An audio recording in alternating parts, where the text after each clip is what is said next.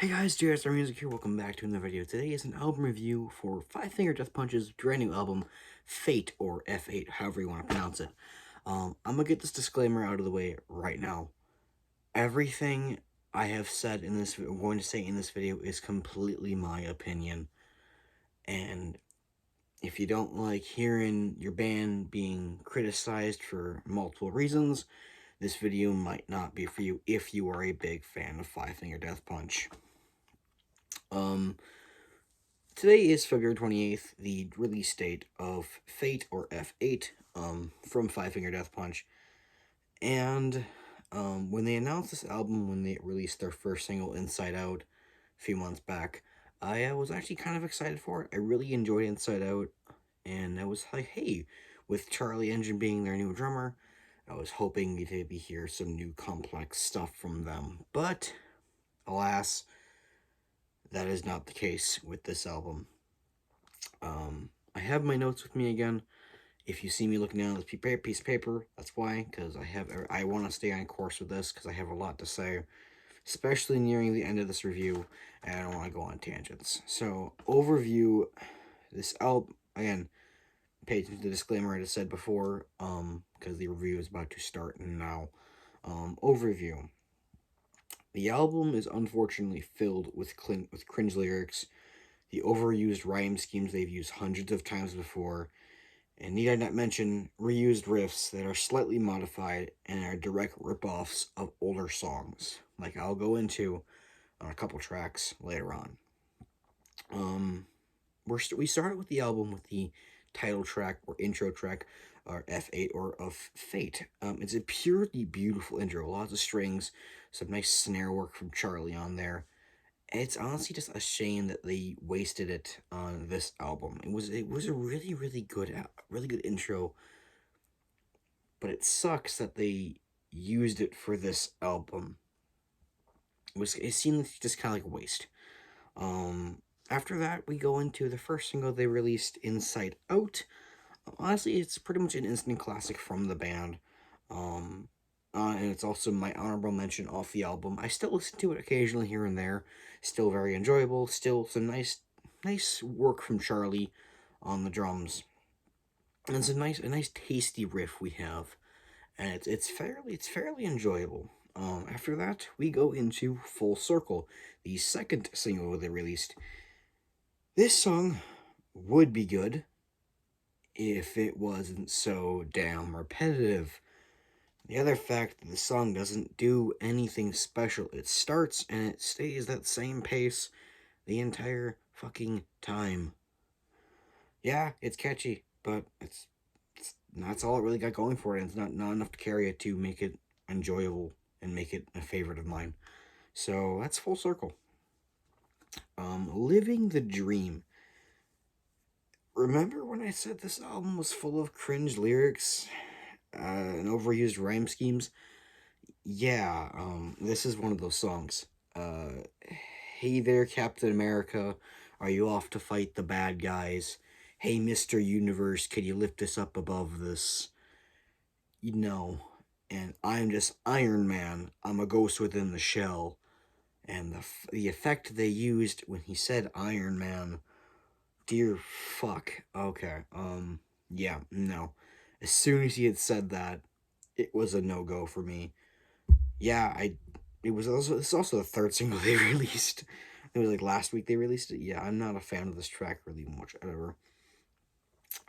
And also when it's gonna go in depth with overused rhyme schemes, paid with good intentions, they never mention.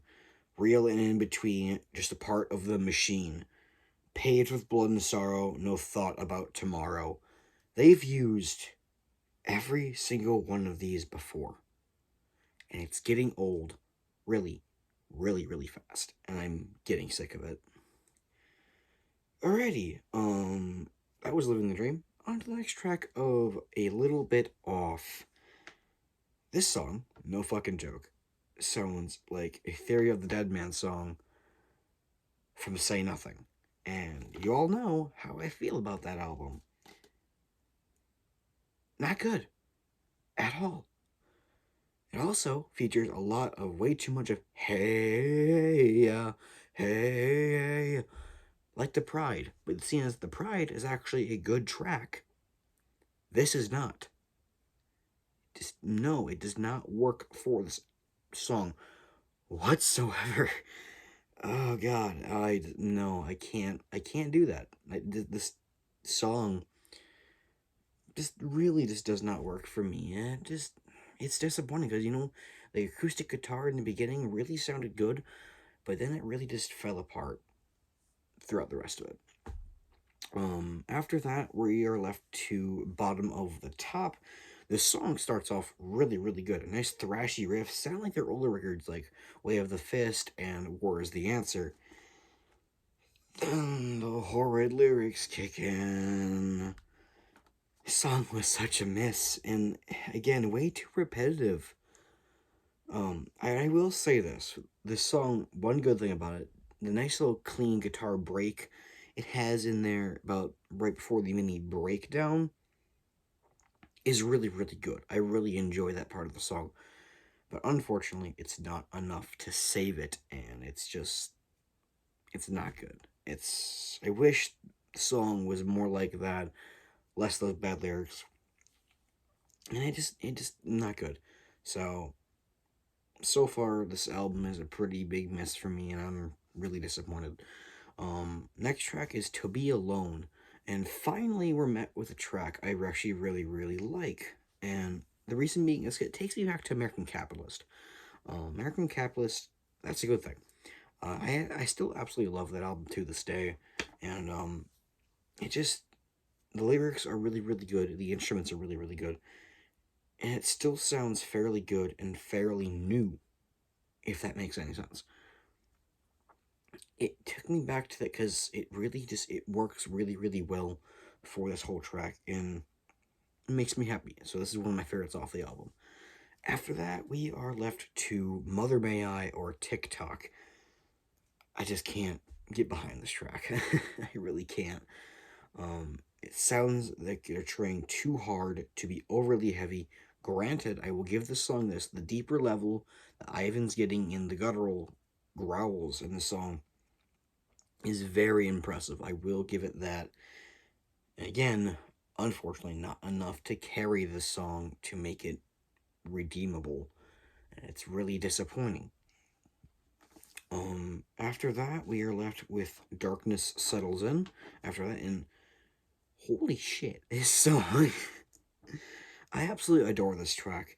It kind of sounds like an I Refuse Part 2 in a way, and that's the one track I liked off of And Justice for None from 2018, I believe. And this is officially my favorite song off the album, and it's really, really, really good. So yeah, so far 2 songs that are enjoyable. Okay, this is not looking good. After that, we're led to This Is War. Oh look, another song about war, overly repetitive, overusing fuck, and again, doesn't do anything special. I'm just, I don't know what to do with this band anymore. I'm disappointed all the time. It's just, in 2015 we had This Is My War on Got Your Six. We had another one talking about war from Injustice for None, and I think, and then now we have this one. This is war. What's the next one called? Just called War? Are you serious? Come on. I understand Five Finger is very military focused, but come on. Every single album this is getting old really fast, and it's not doing anything special. It drives me nuts. I'm sorry. That was a small tangent. That was not my notes. After that, we're left, or not left to, sorry, we have going on to Leave It All Behind. The only heavy track, I guess considered heavy, that wasn't a single that I really, really like. Granted, it sounds like Bloody off of Injustice for None. Again, the second and only other song I liked off of, actually, no, the second and only, out of the 3 songs I liked off of Injustice for None. It sounded really good, and it was still original sounding enough to carry into one of my favorites off the album. Okay, this is where we go into, if you remember what I mentioned earlier, of reused riffs and just songs in general. Um, Pause the video here, go listen to Trouble, the first like 10-15 seconds of it, and then go listen to the first 10-15 seconds of Scar Tissue, and you'll see what I'm talking about. I would play a clip, but copyright, that exists. um, all I gotta say is, are you serious? Come on. This song is literally just fucking Trouble 2.0. The riff slightly revised and tuned down, and worse lyrics. I don't know what's going on anymore with this band. This is just nonstop disappointment now, and it's just getting really, really old. Next up, we have Brighter Side of Grey. It kind of sounds like the light at the end of the tunnel part 2 of Darkness Settles In, even though I said Darkness Settles In is a part 2 of I Refuse. I know it doesn't make much sense at all, but it's like, it just makes sense in my head. And it's also one of my final and only other favorites off the album. So yeah, I really do love this song. It's a really, really good song. It's really enjoyable and just gets you right in the feels. After that, we have into the technically 3, but I only count 2 of them as original songs for bonus tracks off this album. That is Making Monsters. If they would have ended the album on the previous track, I would have been content. But not really, because I'm really hating this album. But no, here we are. Song really just follows the same old Five Finger Death Punch their formula, catchy riff, over repetitiveness, and bad lyrics. Doesn't do anything special, and it's super skippable. And yeah. After that, we are left to the second and final bonus track. Right behind it's the Inside Out radio edit. So yeah, I consider this the last track on the album. That's Death Punch Therapy. First off, fuck that title. It's no. Granted, I know I'll get into this a little bit, but the only enjoyable part of this song is the pre-chorus. But yet, even then, it's using the same old words, old lyrics they've used before. Where did I go wrong? Who was I supposed to be? When it's said and done, will you remember? And I know this is a reference to The Devil's Own from, what's the title of it? Way of the Fist. But it does not sound good here. It's very lazy in a way, and they're like, hey, let's throw this in here. Yeah, they probably had a reason for it, but it just does not work for the song whatsoever. The other area is in the bridge that really irks me is I'm taking back control with my knuckles times 4. And that's a reference to White Knuckles, also off of Way of the Fist. If I wanted to hear those lyrics, I would just go listen to those songs off of that album. It's just purely lazy. Overall, this is my final thoughts now. Overall, this album is unbelievably bad. A poor excuse for a new chapter for the band. I understand that Ivan's now sober for 2 years now, and I commend him for that. I really do. He's really smart, and it's really good for him. And I understand he's living his best life now. But this album doesn't do anything new. With Charlie being their new drummer, I was really, really, really hoping for some more complex drummings, but no. It just sounds like Jeremy behind the kid again. Granted, that's not necessarily a bad thing, but it sounds like Jeremy from 2018 when he couldn't do much, and it just sounded like so simplistic and boring, and it didn't sound good. And overall, this album is unbelievably disappointing, and it's just not good. It's my final score I give it is a 2.5 out of 10. I enjoyed 4 tracks out of 16. That is horrible. My favorite tracks off the album, the only 4 I actually liked, Darkness Settles In, To Be Alone, Leave It All Behind, and The Brighter Side of Grey. Least favorite, everything else. I cannot stress that. Everything else on this album absolutely sucks.